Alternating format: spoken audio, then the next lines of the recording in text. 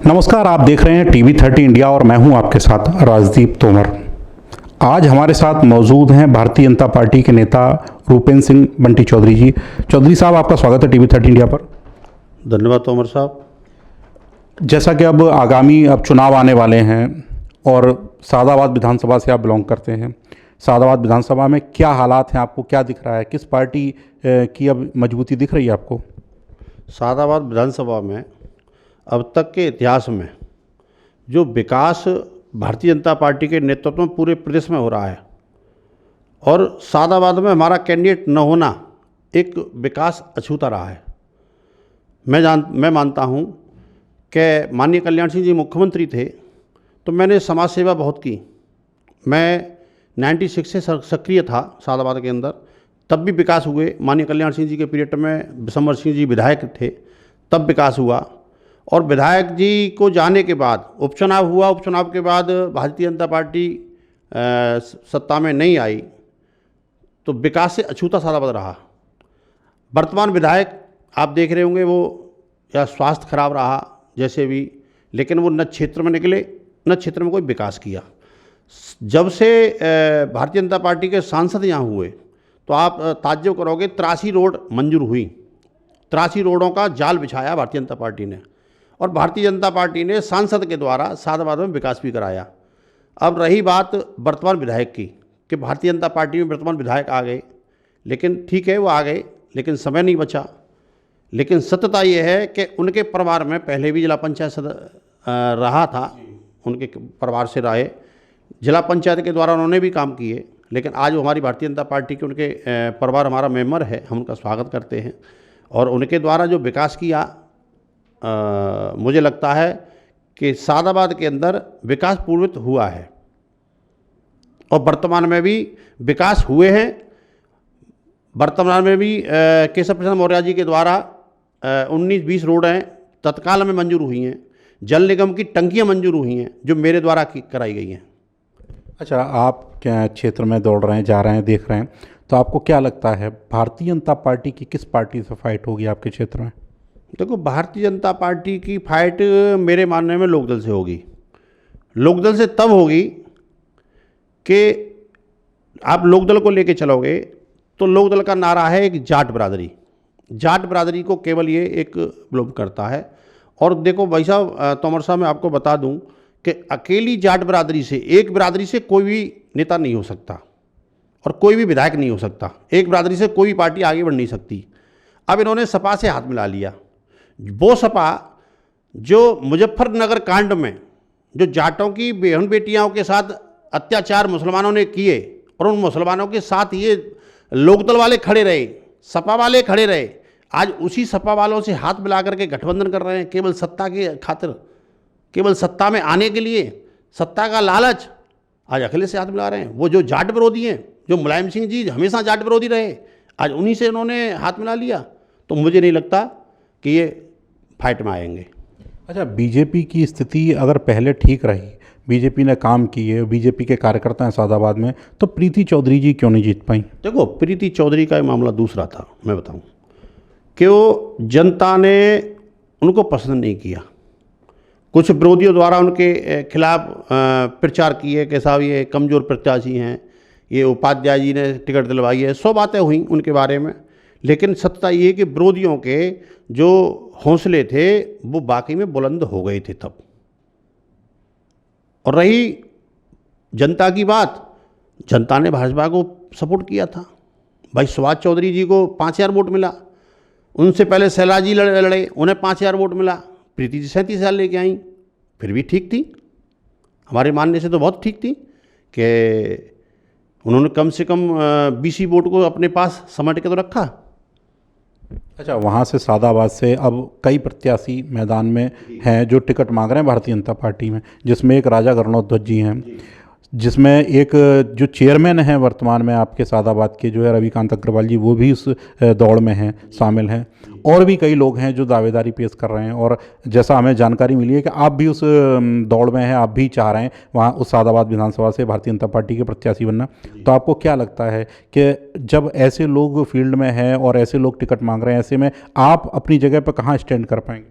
भाई साहब देखो, अधिकार सबका होता है टिकट मांगना। पार्टी का हर कार्यकर्ता अधिकार रखता है। मैं अपने बारे में बताऊं, मैं 95 से राजनीति कर रहा हूं सादाबाद के अंदर। 95 में मंडल दस्ता किसान मोर्चा का, उसके बाद मैं 96-97 में रहा जिला उपाध्यक्ष रहा किसान मोर्चा का हाथरस में। मैं माननीय कल्याण सिंह जी के द्वारा यहाँ समाज सेवा करता रहा, समाज पब्लिक के टच में रहा, दुख दर्द में मैंने काम किया। मैं सबसे पुराना कार्यकर्ता हूँ, मुझे 26 साल हो गई राजनीति में करते करते, और मैंने समाज सेवा की है यहाँ केवल, मैंने और कोई काम नहीं किया, मैं समाज सेवा की। और आप देख रहे होंगे आज के समय में मैं गारंटी के साथ कह सकता हूँ कि मुझसे ज़्यादा काम करने वाला व्यक्ति देख लो आप। जो काम मैं पब्लिक के करा रहा हूँ, जो पब्लिक के साथ खड़ा हूँ, जो पब्लिक से संपर्क है, मैं 3 चीज़ों पर चल रहा हूँ। मेरा क्या है कि मैं संपर्क और संबंध और समीक्षा 3 चीज़ करता हूँ। मैं संपर्क करता हूँ, समीक्षा करता हूँ कि काश में जिसके परिवार में मैं गया क्या कुछ मुझसे कोई भूल तो नहीं हुई, मैं समीक्षा भी करता हूँ। और मैंने संबंध भी बनाए हैं। और रही पूर्व की जो कार्यशैली मेरी रही है, मैं विशंबर सिंह जी के पीरियड से काम कर रहा हूँ, समाज सेवा कर रहा हूँ, मुझसे पुराना कोई नहीं है। मैं अगर टिकट मांग रहा हूँ तो केवल अपनी कार्यशैली पे, अपनी कर्मठता पे मैंने पार्टी के लिए काम किया है। मैं पार्टी में सबसे पुराना व्यक्ति हूँ सादाबाद में, जो जितने टिकटार्थी हैं। और रही गौरध्वज जी भये, प्रीति वहीं, जो भी चेयरमैन साहब भये, सबका अधिकार है, सब मांग सकते हैं। ये पार्टी का निर्णय है, पार्टी जो निर्णय लेगी वो मानेंगे। पार्टी अगर कहती है संगठन में काम करना है तो संगठन में करेंगे, पार्टी कहेगी चुनाव लड़ना चुनाव लड़ेंगे। ये पार्टी का ही हमारा आदेश सर्वपल्य है। अच्छा, जैसे कि आपके जो विरोधी हैं वो लोग कहते हैं कि आप सादाबाद विधानसभा क्षेत्र में रहते ही नहीं हैं, वहाँ से संबंध नहीं रखते, आप तो मथुरा रहते हैं। एक चीज़ बताइए, मैं क्या बिसावर में नहीं जन्मा? क्या मैंने बिसावर में राजनीति नहीं करी? क्या मैं 2003 तक क्या सादाबाद में राजनीति नहीं करी? मैं सक्रिय राजनीति करी। जो ये कह रहे हैं, जो मेरे खिलाफ ये प्रचार कर रहे हैं, उनका जब राजनीति में जन्म में नहीं था तब से राजनीति कर रहा हूँ मैं सादाबाद के अंदर। रही बच्चे मथुरा रहने की, भाई साहब एक चिता है, कौन नहीं रह रहा है? राजवीर दिलेर साहब सांसद हाथरस से अलीगढ़ रहते हैं। अब बच्चों की पढ़ाई क्या सादाबाद में है? क्या बिसावर में है? नहीं है। इसलिए मैं बच्चों को पढ़ाने के लिए, हाँ, काश अगर मैं कुछ बनता हूँ तो मैं आपके चैनल के माध्यम से कह सकता हूँ कि सादाबाद को पढ़ाई योग्य कर दूंगा। मैं ऐसा योग कर दूंगा कि सादाबाद से बाहर बच्चे पढ़ाने लग जाएंगे, जैसे मजबूरी में मैं मथुरा गया। और ऐसा नहीं है, मैं सादाबाद में मकान बनाया है, मैंने सादाबाद में रह रहा हूँ, मेरे भाई सादाबाद में रह रहे हैं, मैं घर क्या छोड़ दूंगा, बिसावर क्या छोड़ दूंगा? बताइए। जो लोग ये भी कहते हैं कि आज आप चुनाव का दौर आ गया तो अब आप सादाबाद में अब फिर टिकट मांग रहे हैं, और बाई चांस जो है क्या कहते हैं चुनाव निकल जाएगा तो फिर ऐसा ना हो कहीं मथुरा में फिर शिफ्ट हो जाए। मैंने सेवा पहले से, मैंने आपको बता रहा हूँ तंवर साहब, मैंने 96 से सेवा करी है, 95 से सेवा कर रहा हूँ। अगर ऐसा मेरे मन में होता तो क्या इतनी शुरुआत से मैं लगता? मैं आपको अपना भविष्य बता दूं, मैं सादाबाद में ही रहूंगा। सादाबाद की जनता की सेवा की है, मैं सादाबाद की जनता की सेवा करता रहूंगा। मैं, ऐसा नहीं है बच्चे मथुरा रह रहे हैं, ऐसा नहीं है लोग बम्बई रह रहे हैं फिर भी लोग आ रहे हैं। मैं कितने उदाहरण आपको दे दूं कि बच्चे दिल्ली रह रहे हैं और राजनीति यहाँ हो रही है। ऐसा नहीं है। राजनीति व्यक्ति कहाँ करता है? राजनीति व्यक्ति यहाँ करता है जहाँ उसका जन्म होता है, जहाँ उसकी परिवार रहता है, जहाँ उसकी परिवार के लोग रहते हैं, राजनीति वहाँ की जाती है। अब मैं कलकत्ता रह रहा हूँ तो कलकत्ता राजनीति थोड़ी करूँगा भाई? आप बताइए, मैं बिसावर का रहने वाला, जहाँ मेरा जन्म है वहीं तो राजनीति करूँगा मैं। ये विरोधियों की भाषा है। ये आप कह रहे हो, मानना हूँ, लेकिन ये भाषा विरोधियों की है। जो मेरे ऊपर कोई आज तक कोई आरोप नहीं लगा पाया, और केवल यही एक आरोप लगा के चल रहा है कि मथुरा रहता है। ये कोई आरोप नहीं है। आरोप साबित करके दिखाइए मुझ पर आरोप। अच्छा, जैसे कि पार्टी ने आप पे बड़ा भरोसा किया, पिछले जो है सांसदीय के चुनाव में भी आपको एक बड़ी जिम्मेदारी दी गई, और अभी जो है क्या कहते हैं अभी भी आप कहीं प्रभारी बनाए गए कई जिलों के, तो आप जा रहे हैं, पार्टी का काम कर रहे हैं। ऐसे में अगर पार्टी आपको टिकट नहीं देती है, किसी और प्रत्याशी को टिकट देती है, तब आप क्या करेंगे? पार्टी को जिताऊंगा। मेरा कैंडिडेट कोई व्यक्ति नहीं है, मेरा कैंडिडेट है कमल का फूल। मैं कमल के फूल के लिए काम करता हूँ, कमल के फूल के लिए काम करूँगा जीवन भर। मुझे एक चीज़ आप लिख लिए कि मैंने कभी न पार्टी छोड़ी और न कभी जीवन में छोड़ूंगा। माननीय कल्याण सिंह जी कहते थे कि मेरा ये धड़ जो है कमल के फूल के झंडे में लिपट के जाएगा। तो अमर साहब, मैं आपको आज आपके चैनल के द्वारा कह रहा हूँ कि मैं भाजपा का हूँ, भाजपा का ही रहूँगा। जो व्यक्ति बाहर से आकर के पार्टी में टिकट मांग रहे हैं, 2 साल नहीं हुई जिन लोगों को, वो आकर के, माननीय बंसल जी कहते हैं हमारे कि सदस्य उन लोगों को बनाइए जो पार्टी को देने आ रहे हैं, उनको मत बनाइए जो पार्टी से लेने आ रहे हैं। मैं लेने नहीं, मैं संगठन का व्यक्ति हूँ। संगठन जहाँ मुझे भेजेगा मैं वहाँ जाऊँगा, संगठन का जो आदेश होगा वो निभाऊंगा। चुनाव मेरे लिए महत्वपूर्ण नहीं है, मेरे लिए संगठन, राष्ट्र का निर्माण। आप देख रहे होंगे कि आज के समय में हमारे अगर बच्चे, हमारे बाबा का अगर फोटो लगता है तो हमारे बच्चे कहते हैं कि पापा ये कौन है, तो हम उन्हें बताते हैं कि ये हमारे बाबा हैं, इन्होंने देश को आज़ाद करने के लिए आज़ादी दी थी। कल आने वाले भविष्य में मेरे बच्चे भी मेरी फोटो की तरफ देखेंगे कि ये मेरे बाबा थे जिन्होंने मोदी जी का साथ दिया था देश को सुधारने में, देश को आगे बढ़ाने में। देश का निर्माण हो रहा है, आप देख रहे होंगे मोदी जी के द्वारा। मैं मोदी जी का साथ दे रहा हूँ, मैं भारतीय जनता पार्टी का साथ दे रहा हूँ। एक भारतीय जनता पार्टी एक ऐसी पार्टी है हमारे विश्व में, विश्व के अंदर, कि केवल देश की ही चिंता करती है, बाकी और कोई पार्टी नहीं है। मैं किसी परिवार वाली पार्टी में नहीं हूँ, मैं कार्यकर्ता की पार्टी में हूँ। मैं उस पार्टी में हूँ कि जिस पार्टी में कार्यकर्ता का निर्माण होता है, जो कार्यकर्ता को राज्यपाल बनाया जाता है, कार्यकर्ता को राष्ट्रपति बनाया जाता है, कार्यकर्ता को प्रधानमंत्री बनाया जाता है। मैं उस पार्टी का कार्यकर्ता हूँ, मैं निष्ठावान कार्यकर्ता हूँ, मैं कमल के फूल के साथ हूँ।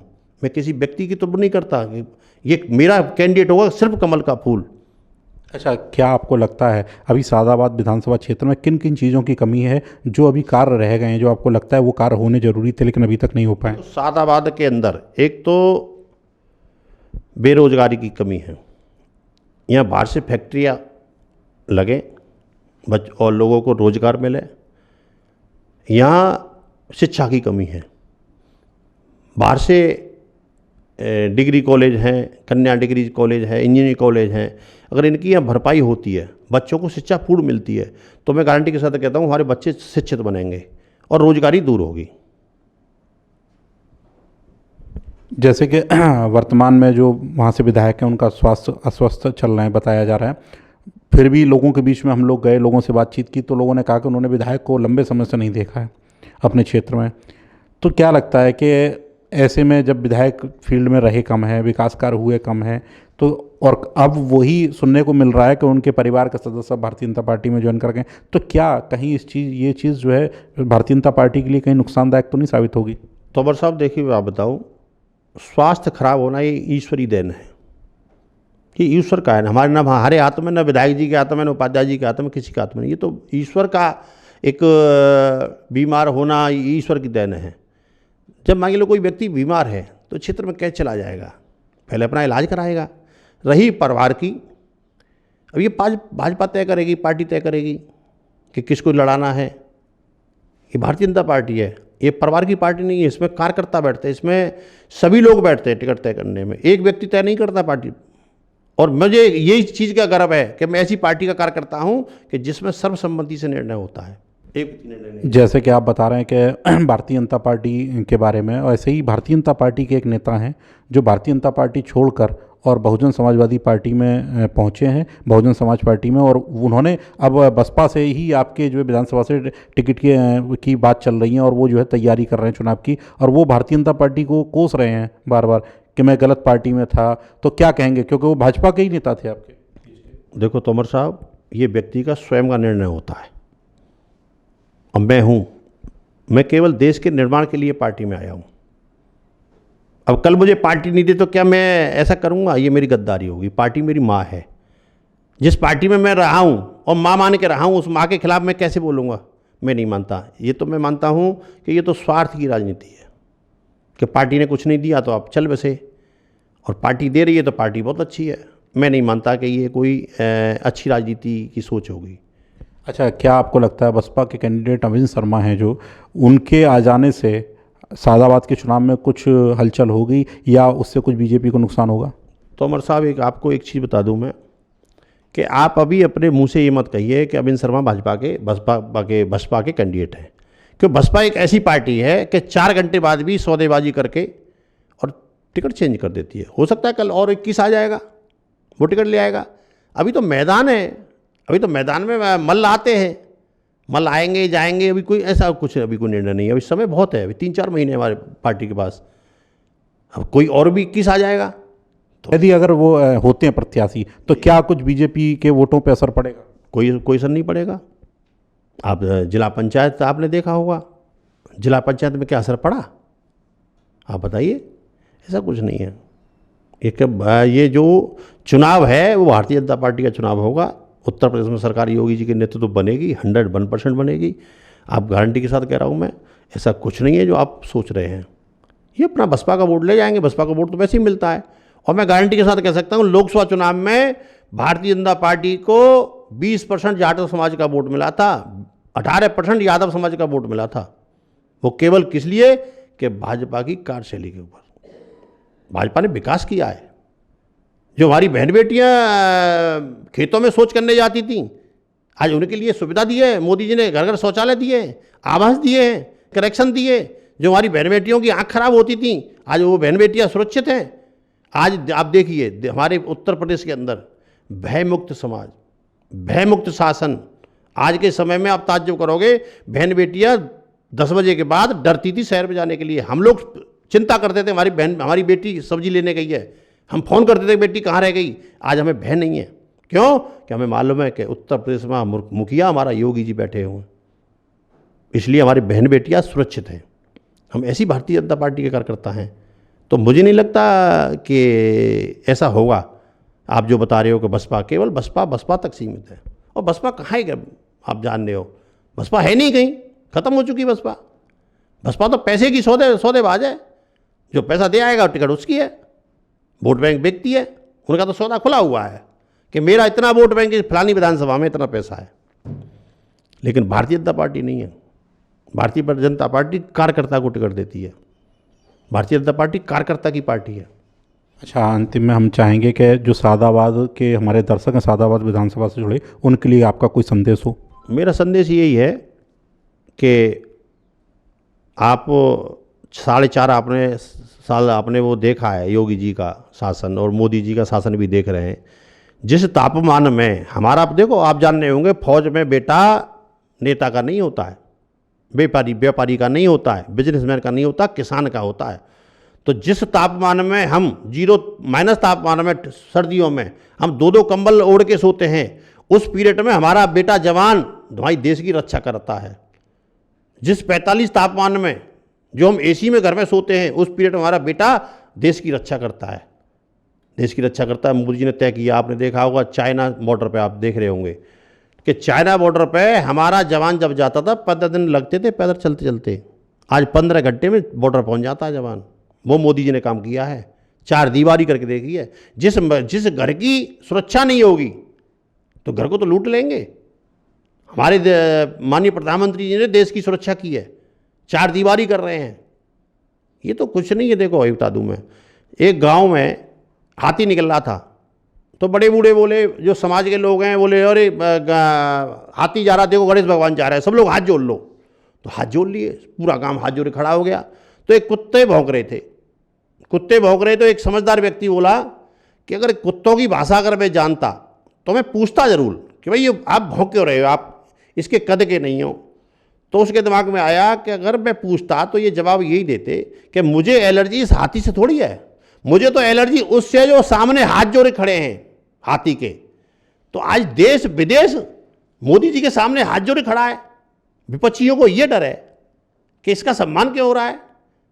देखो मैं बताऊँ तोमर साहब, जब कृष्ण भगवान हमारे मथुरा में आए थे तो लोग पहचान नहीं पाए थे कि ये कृष्ण भगवान है। जब यहाँ से वो द्वारका चले गए तब लोगों को ज्ञात हुआ रे वो तो भगवान थे। ये ईश्वरी शक्ति है मोदी जी। मान के चलिए आप कि कोई ना कोई शक्ति तो है। आज तक ऐसा प्रधानमंत्री हमने न देखा और न भविष्य में देखेंगे। देश के लिए जो व्यक्ति, मरने वाला व्यक्ति जो देश के लिए मर रहा है, देश को सम्मान मिले। जो विदेशों में पहले हमारे प्रधानमंत्री जाते थे तो राज्य मंत्री रिसीव करने आते थे, आज वहाँ के राष्ट्रपति रिसीव करने आते हैं। जो इंग्लिश जानते थे, हिंदी जानते ही नहीं थे, वो मोदी जी से कह रहे हैं केम छू, कैसे हो आप। तो ये अंतर नहीं है क्या? ये मोदी जी का कद का विषय तो है, आप मान के चलोगे इसे। तो मैं सादाबाद के क्षेत्र के वासियों को ये कहना चाहता हूँ कि विकास अगर होगा तो भारतीय जनता पार्टी के नेतृत्व में होगा। अगर हमारी बहन बेटियां सुरक्षित हैं तो भारतीय जनता पार्टी के नेतृत्व में वाली सरकार में सुरक्षित हैं। मैं यही सभी से निवेदन करूंगा कि किसी के बहकावे पर ना आवें। ये केवल जब आते हैं बरसाती मेंढक हैं, जब सत्ता आती है जब इनको याद आता है। नहीं, दुख दर्द में आप देखा कोरोना काल चला, क्या कोई किसी भी पार्टी का कार्यकर्ता कहीं दुख दर्द में शामिल था? लेकिन भारतीय जनता पार्टी का कार्यकर्ता कोरोना पीरियड में घर घर जा कर के सेवा भाव कर रहा था। इसे कहते हैं भारतीय जनता पार्टी की करनी में। बहुत बहुत धन्यवाद चौधरी साहब, आपने बहुत महत्वपूर्ण बातें बताई हैं हमारे दर्शकों के लिए, और बताया कि भारतीय जनता पार्टी की सरकार आएगी तो क्यों आएगी, उसके पीछे के कारण क्या होंगे। हमारे साथ मौजूद थे रुपेंद्र चौधरी जी, बंटी भैया, और जो इन्होंने बहुत महत्वपूर्ण बातें बताई और अपने विधानसभा क्षेत्र से संबंधित बातें बताई, और आगे आने वाले चुनावों में क्या कुछ होने वाला है उनको लेकर चर्चाएँ की। बहुत बहुत धन्यवाद आपका।